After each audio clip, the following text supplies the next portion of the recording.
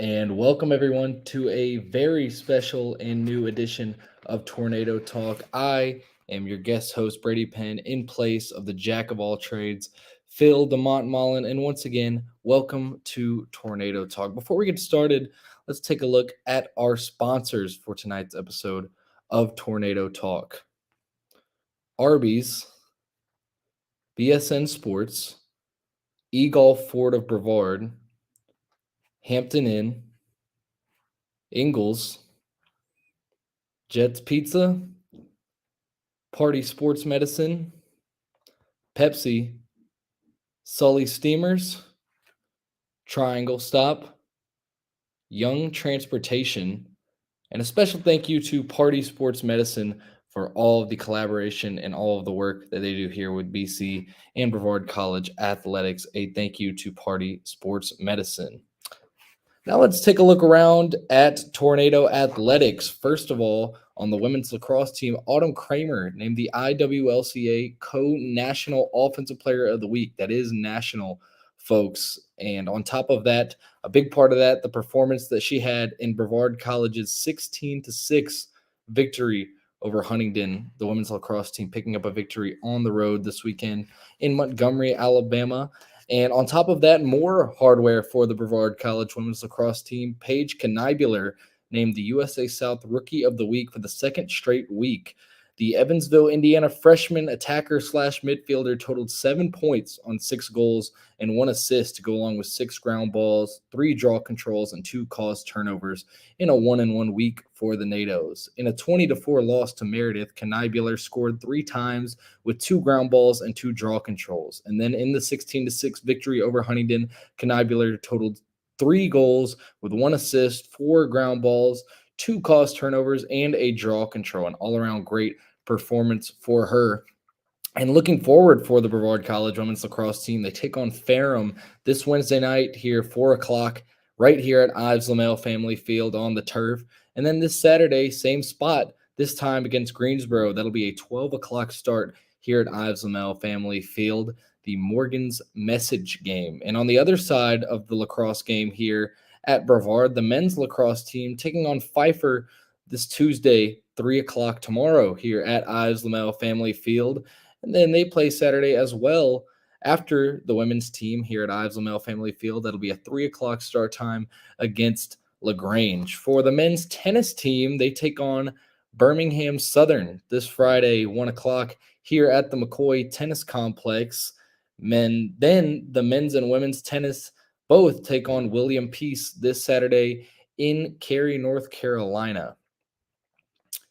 For the softball team here at BC, they take on Meredith this Saturday, 1 o'clock, a doubleheader at the BC softball field. After splitting the series this past weekend against Carolina University, a doubleheader, losing game 1 to Carolina University, but taking game 2 against the Bruins. And once again, their next game this Saturday, 2 more games, a doubleheader against Meredith. For the baseball team to open up conference play, it was a series sweep in Buena Vista, Virginia, taking down the Southern Virginia Knights in a 3-game set, including a doubleheader with 2 high-scoring victories on Saturday. Over 30 runs combined scored for the Tornadoes in those 2 Saturday games, and as a result, Blake Burchett being named the USA South Player of the Week. Burchett, the senior infielder from Mooresville, North Carolina, went a combined 6-for-22 with a 667 on base percentage and a 667 slugging percentage with 7 runs scored, 7 RBIs, 2 doubles, a sac fly, 7 walks, and 7 stolen bases for Burchett as the Tornadoes posted a 3-1 record last week. In a big loss to Cortland, Burchett was hitless, but after that, in a 3-game sweep of Southern Virginia, Burchett was a combined 6-for-9 with 7 runs scored, 7 RBIs, 2 doubles, and the 7 walks and 7 stolen bases. And Burchett now is the NCAA era career stolen base record holder at Brevard College. Remember, last year he led all of Division III in stolen bases, and looking to repeat that sort of campaign and off to a great start for it here as conference play opens up. Baseball will have a 3-game series this weekend right here at Gil Cone Field, Saturday and Sunday, 3-game set, including a doubleheader against Pfeiffer, the second series of conference play for the baseball team. And this past weekend, the track and field team opening their 2023 season at the Trojan Opener in Anderson, South Carolina. And up next, they will have a meet at Montreat College, the Montreat College Invite this weekend. And speaking of the track team, our first guest of the night is going to be track head coach Darryll Patrick. Coach Patrick, nice to have you on. I know we had you last year on here. I got to interview you on Tornado Talk for the second time. Welcome back. Hey, thanks, Brady. I appreciate it. Thanks for having me. So, as we talked about just a moment ago before you got on, the Trojan Opener this weekend, you guys kind of first crack at it out there in a meet, and there were some good things that you guys saw. You had multiple top 5 finishers: Haley Lane Miller, Jackson Wilkerson, Michaela Street, and Isabel Musser, all getting top 5 finishes. Had some top 10 finishes on top of that. And so, first off, how did it feel to get back out there and be kind of in that atmosphere after, you know, taking a break after last season? How did it feel? Let me tell you, they've been chomping at the bit for a while to get out there and compete. So we've most of them have been training since January, early January, since the semester started, as well as the distance team. They train all year long, and so they've all been chomping at it. And so honestly, I was very pleased with how everything went, considering it was almost like a last minute schedule change. We were supposed to go to Columbia International, but things got canceled there. Like team responded well. Like you pointed out, a lot of top 5 finishes individually. And from a conference standpoint, a lot of those marks are actually top in the conference right now. So I'm very, very excited. So looking forward to this coming weekend. Montreat's they host a really good meet there, 2-day meet, a lot of teams. So we're just going to hopefully keep getting better and better. Another question, obviously, aside from the individual finishes that we just talked about, maybe more from a team standpoint, but you can sprinkle in some individual. What were some of the more encouraging things that you saw from your group out there this weekend in Anderson? First, I'd start out with my sprint jump group. They've again, they've been training since January. They're not really sure where they were at this point, and so a lot of them might have been shaking off the rust a little bit. Other ones were more prepared, and honestly, I was very pleased with them to start out. My throwing group, again, not really sure where they're at. We kind of had a rough estimate, but they came out throwing really well, very strong. Some PRs there. So very excited about that. And then the distance team, they knocked out of the park. Almost all of them PR'd in their events that they did, some by quite a bit. Again, I'm very excited to see where we're going. Absolutely. And so with track, obviously, it's not quite the same as a baseball or a football in the sense of you're switching up your game plan every week. But after last week, opening up the season, what are you guys going to focus on this week throughout the week as you get ready for this Montreat College invite for meet number 2? And that's a great question. So, like for throwers, it's more, focusing on just build up on what they did the previous week and just try and improve their marks or focus on their form a little bit more, possibly. So them, it's just continuing on what they're doing. Sprinters, some of them will still continue to do the same events and just improve those times. Some of it's more condition based, kind of race your way into shape, so to speak. So you'll see more of that. Distance group, I really try to not have them do the same event over and over again, whether it just either get burnt out or just it gets stale. And so you'll see some distance runners not necessarily do their specialized event. They might run down to mid distance events, or they might bump up to a longer distance event, what I call glorified workouts. And so they understand that, yes, they're still going to race and compete and try to see how fast they can go. But at the same time, like they understand, like this isn't my main event. So, let's just try to use this as a way to get better overall. Yes, sir. And kind of one final question. I know we talked about this last year when I had you on the show, but using it as a segue to our next 2 guests, what is it like and what does it bring to the team having dual sport athletes on the team? for those of you that don't know, the next two guests are both dual sport athletes. But for you and your team, how big is that, or what kind of differences are there having dual sport athletes? I tell you, I think it's extremely important, and to be able to do multiple sports, especially growing up. I know a lot of students try to just focalize on one, specialize in one sport, and I think track and field can really showcase your true athleticism or what you're good at. And so, even if you may not necessarily, play a whole lot in your previous sport, like here, like this is your chance to show what you can bring as a value. I know, like I have some athletes that are on the JV football team that don't necessarily play as much, but on the track they're throwing good, they're running good, so and they still get that recognition. So yeah, it definitely brings a lot of value to that. Or honestly, well, some of them use it for condition based, whether keep them in shape or keep that competitive fervor. And so, track and field really can showcase a lot of that. So very excited to have this opportunity to coach at a place like this, to be able to do that, where they could have that student athlete experience, not just focus on one sport all year long. So Absolutely, Coach. Well, Coach Darryll Patrick, thank you once again for joining us. Always a pleasure, and looking forward to see what you guys can do both this weekend and the other coming up meets. all right, sounds good. I appreciate it. Thank you for having me. Thanks, Coach. Up next, we have Channing Barker and Reggie Taylor, two dual sport athletes here at Brevard. As I previously mentioned, Channing, Reggie, pleasure to have both of you guys on. Welcome to Tornado Talk. Thanks for having us, Brady.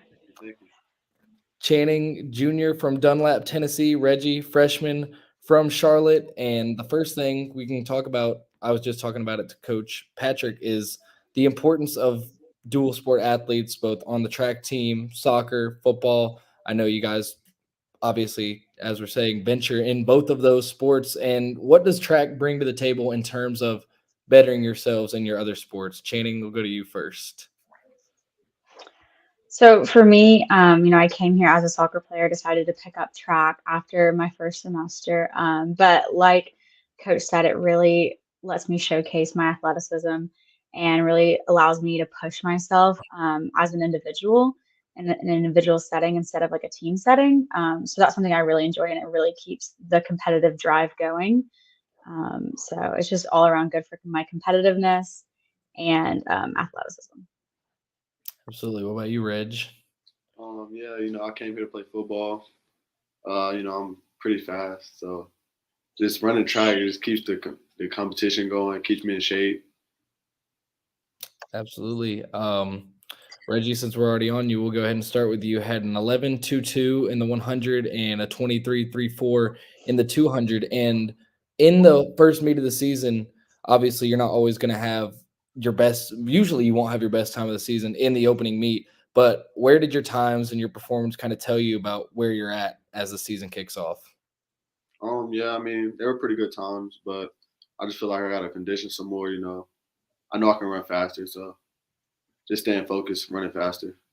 Absolutely. Channing, for you, eighth place in the women's 1500, a time of 5:04:22 at the Trojan opener. And for you, obviously, being able to get a top 10 finish in the first meet of the season's got to be encouraging. Sort of the same question for you. How do you build off of this and get progress as the season advances? Yeah, so this was a brand new race for me, my first time ever running it, so I wasn't exactly sure where I was going to be at. Was very, very pleased with the time I got, but like Reggie said, I know I can do better, so you just gotta put your head down, keep working. So I'm excited for the meets to come. Absolutely. So we'll start with you, Channing. After the first meet, with a quick turnaround going into this weekend, the Montreat Invitational, how are you going to attack practice this week? What kind of things do you personally need to work on as you head to the next meet? Since soccer started last week, I'm doing a lot of managing my body, managing my time, so it's not as much workouts. It's more just kind of maintaining this week and keeping me healthy and fresh for Friday and Saturday. So getting on the bike, doing a lot of cross training, keeping the joints happy, things like that. Reggie, what about you, man? Yeah, like Chandler said, just keeping the body healthy so I can run, fast. This week is really just about maintaining. I'm gonna try to get faster, but it's a week at a time. Just stay healthy. Absolutely. So as we wrap it up with you two, any shout outs for either of you? Anybody that you want to thank or reach out to while you're on the air? Oh yeah. All right, let's hear Pod it. 230, Pod 230, my soccer girls, always got to shout them out. And my parents, they've helped me a lot. And the athletic trainers, they've kept me healthy and really work with me and work with my schedule. So big shout out to them too. Yeah, like she said, got to shout out the football team. Definitely my parents, and coaches that I've like played for or ran for in the past. Absolutely. Well, Reggie, Channing, thank both of y'all for coming on tonight and looking forward to see what you guys do the rest of the season and the rest of your time here at BC being dual sport athletes. Thanks, guys. Thank you. Thanks, Brady.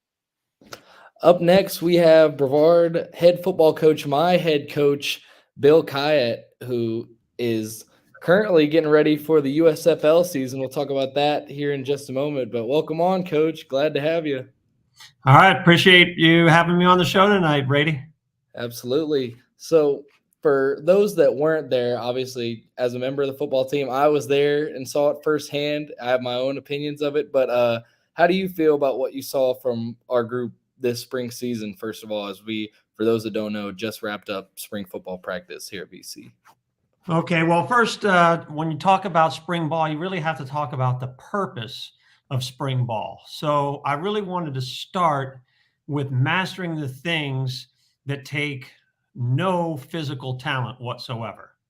And we talked about being the best team in the country prior to the snap. And the purpose behind that is the rules and regulations set forth by the NCAA for Division III for spring football really limits us as far as equipment. And when you think about football and the violence of the sport, that's really how you can separate the players and their skills on the field. Well, without very many opportunities to do so, you're going to have to find other places within the game to look for development. So for me, I wanted to start with everything that takes place before the snap. Can we get the right personnel on the field? Great, we can do that. Can we get them to align properly? Great, we can do that. And then any sort of adjustments or checks that need to be made before the snap, are we perfect across the board on both sides of the ball and in the special team segment as well? Are we perfect in all of that? And if we can get that part done, we're going to be light years ahead of other programs come fall. So that was really my first goal. And personally, I do feel that we achieved that. I was really excited to see the development in our young men from the start of camp all the way to the conclusion of camp. So for that part, I was extremely pleased. Now, the next stage of it was one step after, because that's really all that we could do with the limited contact. So once the ball was snapped, were people stepping in the right direction? And then that way, at least we knew the mental aspect was there. Okay, they know where to line up and they knew what they were doing when the ball was snapped. So the only thing that we don't know yet is would they be able to make the play once it is presented, but all of that will get sorted out come August. Absolutely. And I know for me personally, I definitely got it ingrained in my head, the sort of best team in the country pre-snap as the mantra you were giving us throughout the spring. And Coach, I know you weren't here last spring practice. We started a little bit later and you were already getting in the swing of things with the USFL. But aside from that difference, what do you think was different with our spring practice this year and the past few springs that you guys have been able to have? Yeah, well, obviously, I mean, I watched every spring practice from last year. I was a part of every one of them. I just wasn't there in person. And of course, in this day and age, with the virtual setup for everything, it makes it a lot more clear now to guys that they can handle something remotely. So what I saw from last year compared to this, and this came through on the film, believe it or not. I could see a guy, wait, where is this player? Where's that player? Why was he in and now he's not in? What's happening here? You can see things that go on in the background. And you can also tell vibe from video, believe it or not. And I think the demeanor of the team last year, everything looked extremely disjointed. It didn't, when you talk about a team, you think about terms like cohesiveness and gel and, all the words that you hear get thrown around when it comes to a team sport. And I didn't see that last year. I saw a whole lot of every man for himself. Let me figure it out on my own, or maybe little groups of guys working together. But I will tell you this, in spring practices that I've been a part of at Brevard College, dating all the way back to 2017, that was the most fun I have had at spring ball. And we always talk about the 2017 spring because in 2017, we were still technically Division II at the time, so we could wear pads and we got to light it up. And that was quite the joy. And this rivaled that because of the camaraderie that I saw develop over time. And it got better and better with each practice. And correct me if I'm wrong, Brady, but there wasn't a practice out there where I felt it was sluggish, sloppy, slow. People were just trying to get through it. I mean, that happens all the time during the season. There's those practices that sneak in there and you're like, man, okay, we didn't get any better today. Like that when we let get away. And we did not have that in any one practice. I mean, maybe a segment when guys are transitioning during county fair because they're completely gassed because we have one group that only has 6 people in it. But outside of that, I was quite impressed with the way our guys came every day to practice with the same excitement, because it's hard to keep that level up all of that time. And that was in like, a 22-day window or so. So a really spectacular job by the guys. And, you've earned the right to be proud of your accomplishments during your time in spring ball. Yes, sir. Absolutely. I do agree. It felt good out there. I mean, that's about as surface level of an adjective as I can use, but it felt good out there, and it felt like we were all ready. We were all locked in and ready to go.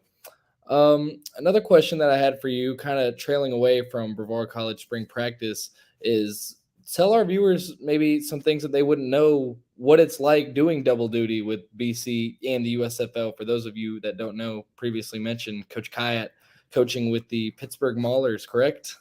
That's accurate, Brady. So what this is for me is a great chance for personal development. So and furthering education.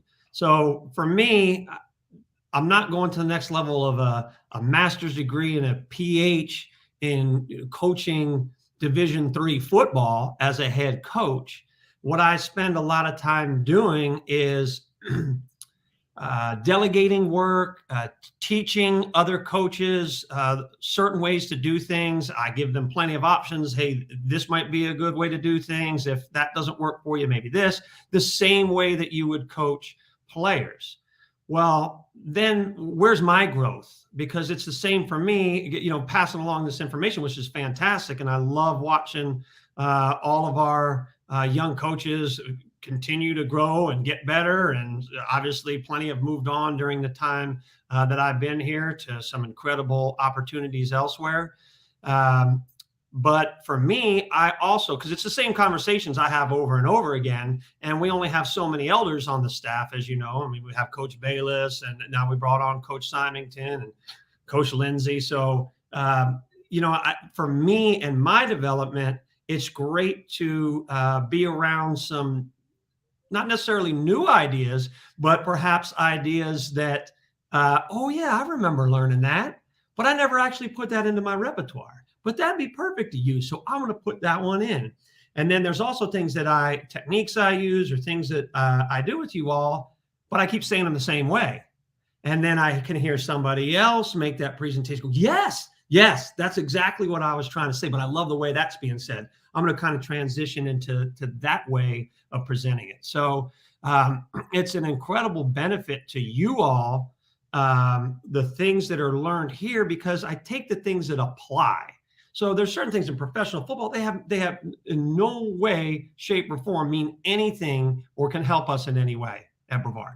But then there's other things that are a tremendous asset. And I take those ideas or thoughts or movements, whatever they are, and I bring those to Brevard. And then if you think about even the bigger picture, think of 3 of the football coaches that we had on staff this past season: Ladarius Wiley, Rashad Nelson, and Garrett Groshek, who were terrific at what they did for 100%. us.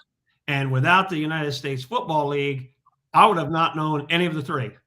So it was a really great chance for me to, because in Division III college coaching, it's a transient position. So meaning guys come in, they come out, they come in, they come out. And you always have to have someone ready to go that can fill a role, and you don't need to spend 2, 3, 4 years teaching someone what the expectations are, how they should handle situations and all of that. So, I mean, that's just 2 of the things that went into it, but obviously it goes far beyond that, but don't want to take up your whole show on that, Brady. You're all good, Coach. I have 2 more questions real quick. One of them, I just wanted to circle back to our team and our program. What should our viewers watching, what should they expect from BC football this fall? Maybe not even necessarily talking records, wins, any of that, but what should they expect to see product on the field from our guys? What I want our guys to do this year, and I spoke to the team about this, is I want to see us get off to a fast start. Now, whether that transitions and turns into wins at the start, who knows. But in my time at Brevard College, with the exception of 2019, it's a slow out of the gate and figuring out where are we and what is our identity and how are we going to. So it just takes so long to get the thing rolling. And then, as I explained to you guys, and in the back half of the year, I mean, we're 21-7. We're just rolling people. I mean, you keep multiplying that, doubling that each year. Look at that overall record. I mean, that'd be fabulous. So it's that slow start, because what I've noticed about our team, regardless of the age and personal growth of the guys and where they are mentally, it's still somehow, some way, we mope around if we're 0-1. If we're 0-2, we mope around and the season's over. And it takes us so long to realize, wow, we are good players. We are extremely talented, and we can win this conference. Because that's why I tell you guys, I mean, there are teams that have gone 0-3 out of conference and 7-0 in conference and go to the playoffs. But I would love to see a shift in our mentality where we know what we need to do, and we are prepared at the beginning of the season so that we can get this thing rolling, get our confidence going. And then, when we're a confident team, who beats us? I don't know. I don't know who that is. Yeah. So you've seen us when we're confident and we just run through people. So that's where I would love to be as early as possible in the season. Absolutely. So one final question for you, USFL related. Who is going to do better this season, the Pittsburgh Maulers or Martin Bayless's Philadelphia Stars? Okay, well, I think that's fairly simple for me to answer. I would have to say the Pittsburgh Maulers, because otherwise that means I have absolutely no faith whatsoever in my own coaching abilities or the staff for which I work. I will say that the Philadelphia Stars, they do have a high-quality defensive back in Ladarius Wiley and an incredible special teams coordinator by the name of Martin Bayless. So I was certainly looking forward to that showdown. We get to play them twice since they're in our conference. So looking forward to that battle. Absolutely. Don't let Coach Bayless hear you say that. He might soundbite it and send it off to the whole team. Probably in so. a rant. But thanks for your time, Coach. Excited to see what you do in the USFL this season. Excited to see what we do in the fall. But pleasure to have you on, Coach. Thanks as always. All right. Thanks so much, Brady. Appreciate it. Have a great night. Yes, sir. You too. Up next, we have the Brevard baseball coaches joining us, head coach Mike Victory and assistant coach Rob Julian. Guys, welcome on. I know I had you on last year, and here we are again in 2023 to talk some NATO baseball. Welcome to Tornado Talk. Hey, thanks for having us, Brady. Thanks for having us, Brady. Appreciate it. Absolutely. So let's just jump right into it. This weekend, 3-game sweep to open up conference play, a much needed, I feel like, get off to a hot start in conference play. A 3-game sweep against any conference opponent is huge, but the way that you guys just lit up the scoreboard had to be beyond what you could have ever expected. I mean, what, 40-something runs in a doubleheader on Saturday? Talk about that first. It was great to see our guys, gelling, 1 through 9 in the lineup. When we're clicking, it can be a really, really tough lineup to get out. Saw a lot of pitches, got deep into counts, took our walks when we needed to, and those are the kind of things we preach. Just having great focused at bats and stringing together a lot of hits. Coach Julian and I were talking about it, especially 1 through 6, but definitely 1 through 9 right now. Are really, really tough to get out. And, if we get hot, we're going to get hot. And if you give our pitching staff, that many runs, we should win a lot of games. Absolutely. And one thing that I've noticed in calling you guys games is sort of, I wouldn't say it's an old school approach, but the small ball that you guys play, I mean, I feel like it rivals anybody. And a big part of that is the stolen bases. It feels like stolen bags are kind of a lost art in today's game, but not for you guys. Number 1 in the nation in stolen bases with 76. And then you've got 2 guys nationally, top 5. Blake, obviously, in first, just recently setting the NCAA era record. And then Logan Clark, 5th nationally in stolen bases. And how do you guys go about kind of preaching that and making that a bigger area of importance on the team, swiping bags? I think it started, when we first got here, we looked at the guys that we had, the field that we were playing on, and what we thought we could do really well. And we knew we had some quicker guys. We had some guys with some baseball IQ. So we started to, preach our version of base running. It's a blend of some things that I've, stolen from coaches that are smarter than me. And we've made it work for our guys. It started really, really small with a couple of guys who I thought could do it and excel. Jack Atkinson's kind of the big name of a guy who was really fast but wasn't stealing as many bases. And we started with him so that he, had a very deep understanding of what I was looking for and what I wanted them to do, and allowed him, especially in times when we can't be there in the fall, to, teach his teammates and, show them, what we were looking for. And he knew how to speak on it very, very well. The big thing for me is it comes down to the confidence and trust in our team. It doesn't come from me. I mean, we stole, I think, 19 this weekend, and I technically didn't put on a steal sign again. And they understand what to look for in opposing pitchers, when are good counts to run, and they do a great job of, just knowing when to go and being right most of the time. And, that's what we pride ourselves on, is from our slower guys to our faster guys, we're just going to be right. And that's how we're going to steal a lot of bases. And the thing I always tell, recruits or people that ask, I found as a coach, if I told somebody to steal, they were either going to get picked off because they were trying to be safe at second base, or they were going to get thrown out because they were trying not to get picked off. So I want to teach our guys to have that confidence, just know it in themselves. And do we make mistakes? Of course we make mistakes. But we're getting better and better at it, and our efficiency continues to go up, and it turns our guys who can hit a lot of singles into doubles guys because they can get to second base. You'd love to see it. And we'll start with Coach Julian for this one. I'll ask both of you guys, but what was kind of the biggest thing that this weekend's conference opener showed you?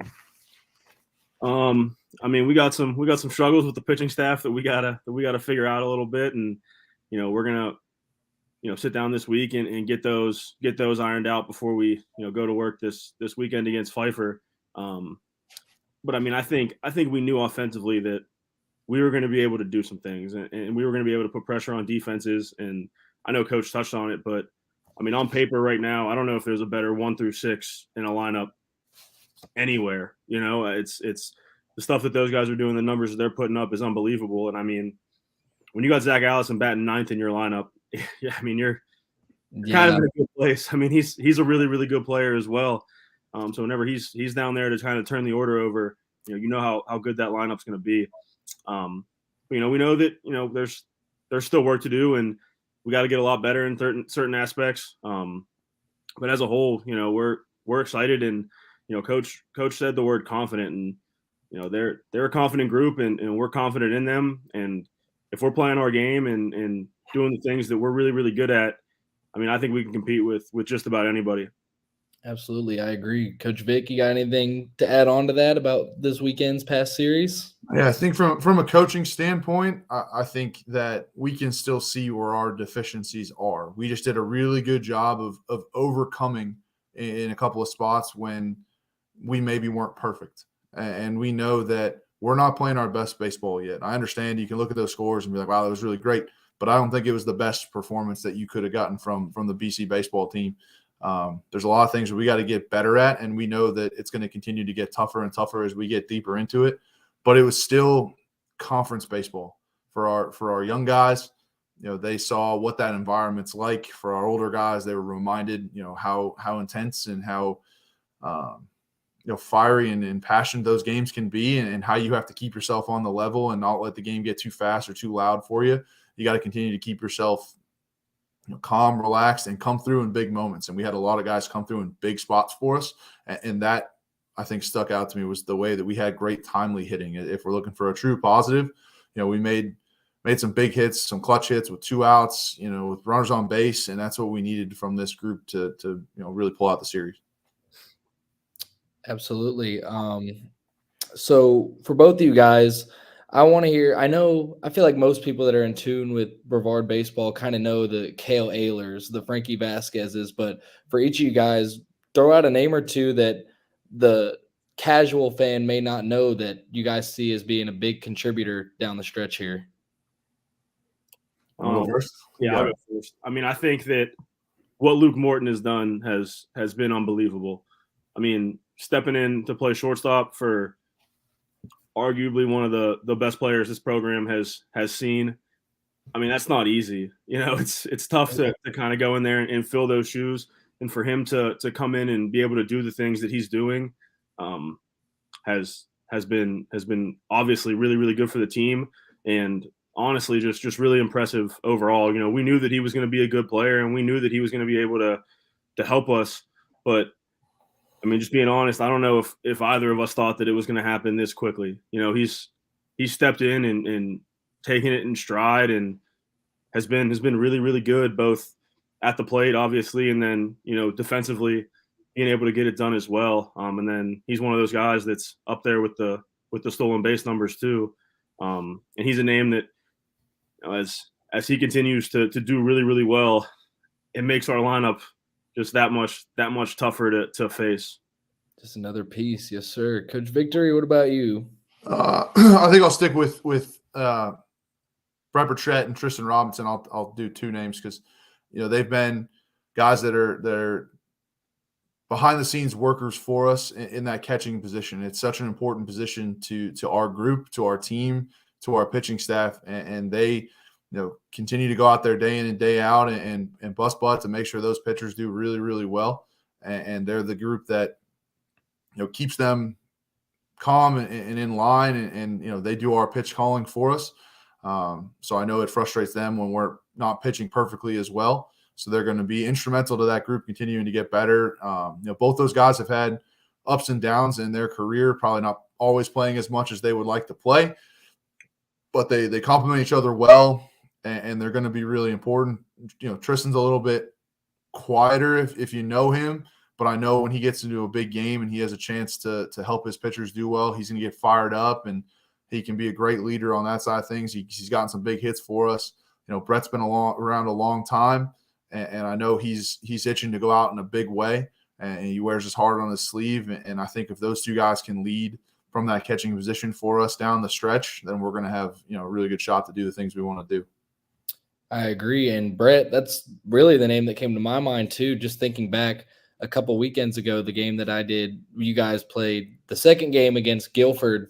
I remember the top of the lineup was not hitting well, and those bottom 3 guys in the lineup were really carrying the load, and Brett was maybe the main one. I think it was the 8th inning where there was the big rally. I think Brett had a big extra base hit early on in there to kind of set the tone. And yeah, that was behind the plate too. The work he does, that's the exact guy that I was thinking of as well. So as we wrap it up, both of you guys, quick thoughts on what you expect to see as conference play kind of revs up and we get into the full swing of it.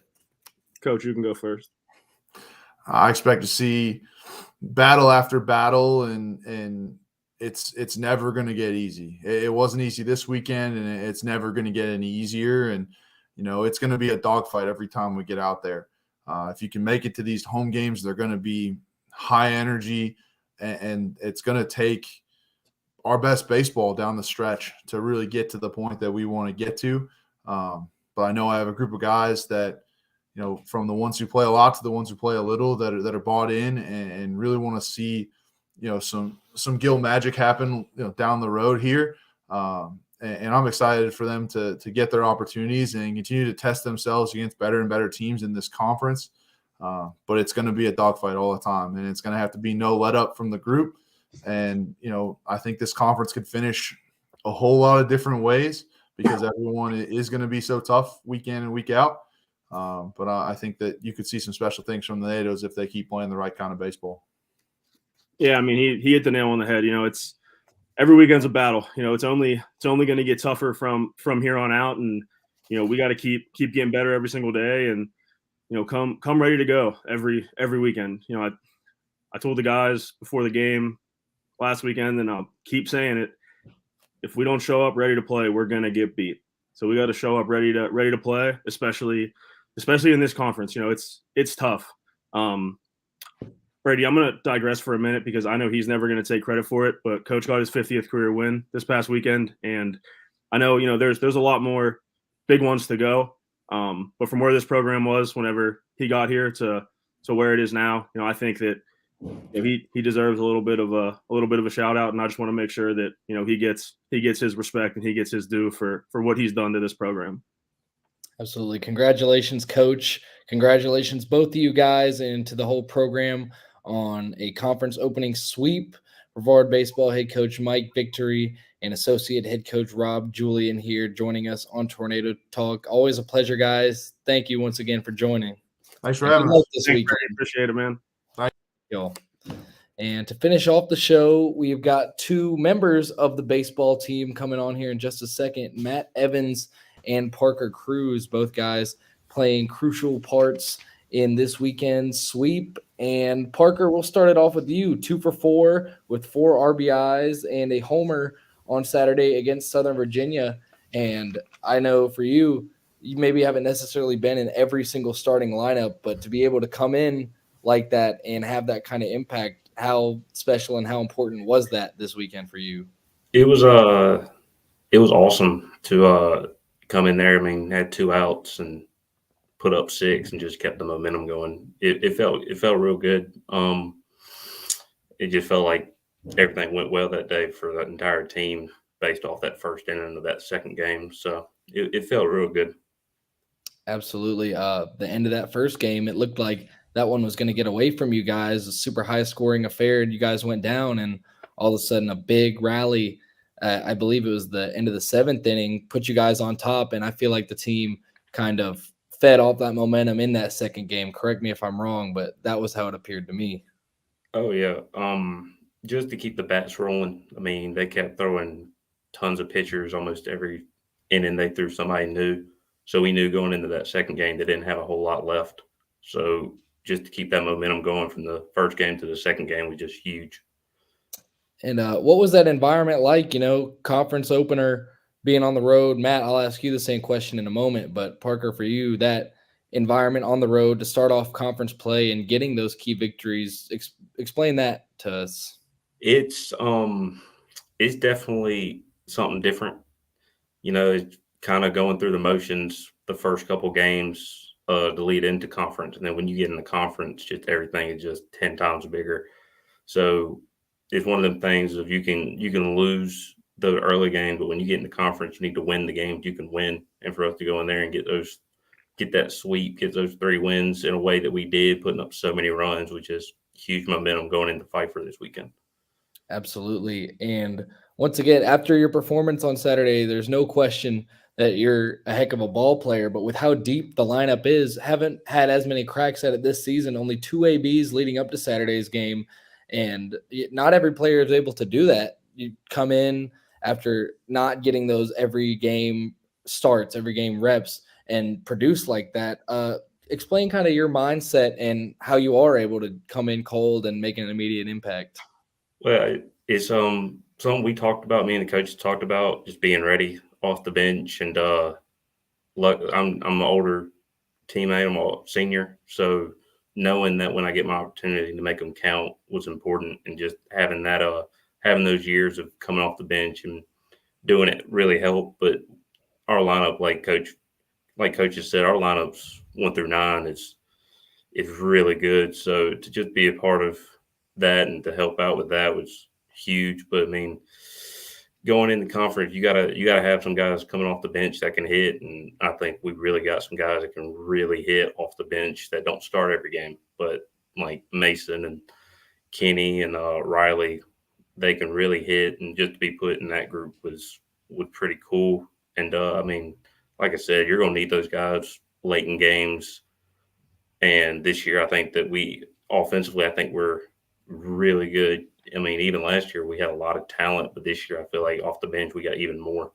So I think we're going to be pretty good going into conference, especially with our lineup. And this week, like Coach said, keep going, keep adjusting, keep working on some things. So. Absolutely. Matt, we'll shift over to you.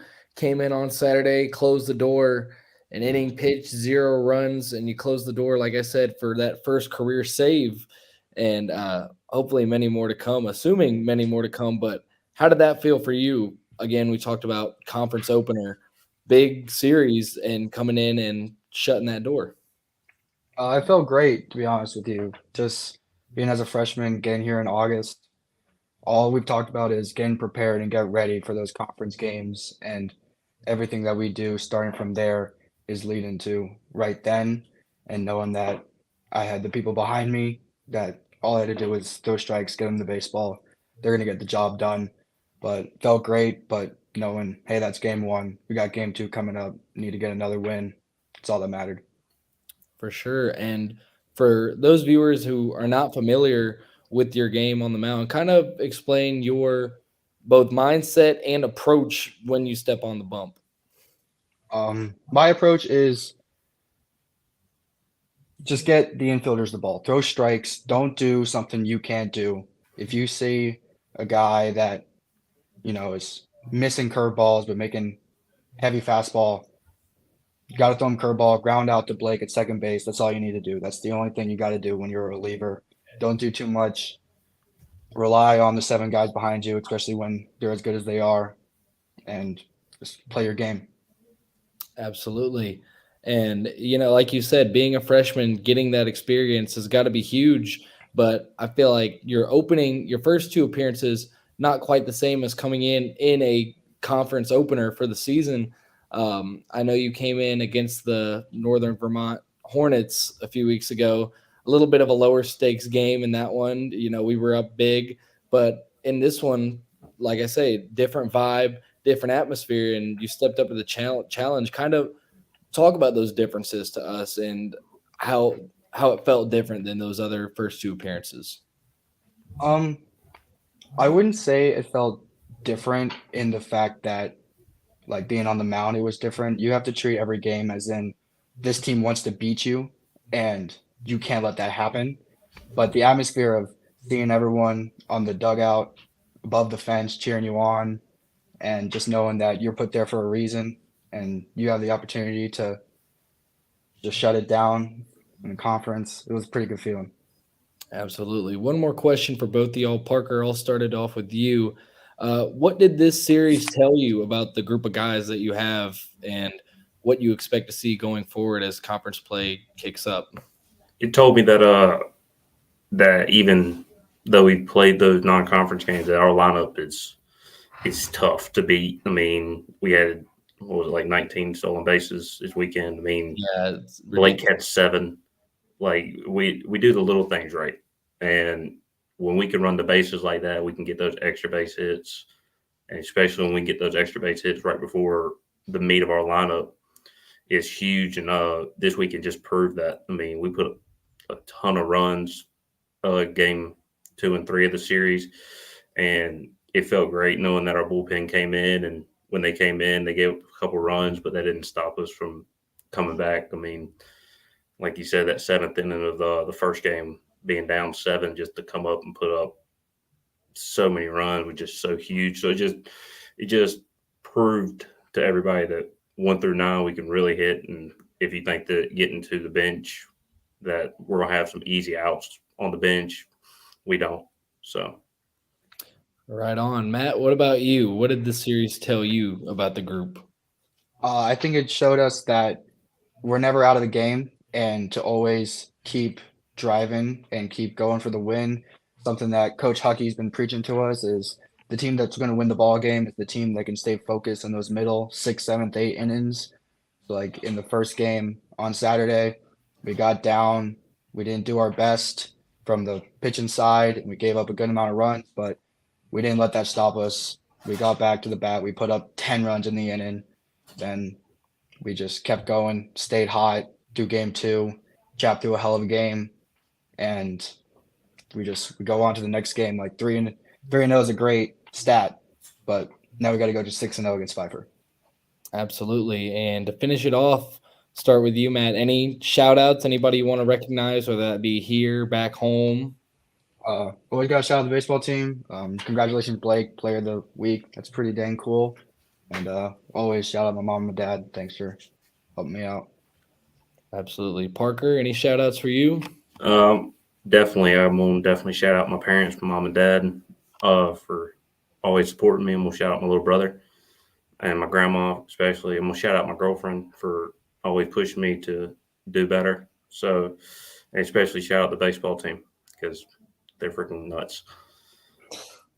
Absolutely, man. Boys are rolling. NATOs are spinning. Matt Evans, Parker Cruz, thanks for hopping on, guys. It was a pleasure having you and excited to see what you guys can do this weekend against Pfeiffer. Absolutely. Thanks for having us. Thanks, guys. Well, that's about all we have for today. Tornado Talk, another successful episode here with some members of the track team, head coach Darryll Patrick, Brevard football head coach Bill Khayat, and then some members of the baseball team, Matt Evans and Parker Cruz, as well as 2 of their coaches, head coach Mike Victory and associate head coach Rob Julian. It's been a pleasure guest hosting this edition of Tornado Talk. Until next time, let's go Tornadoes. I'm Brady Penn, signing off.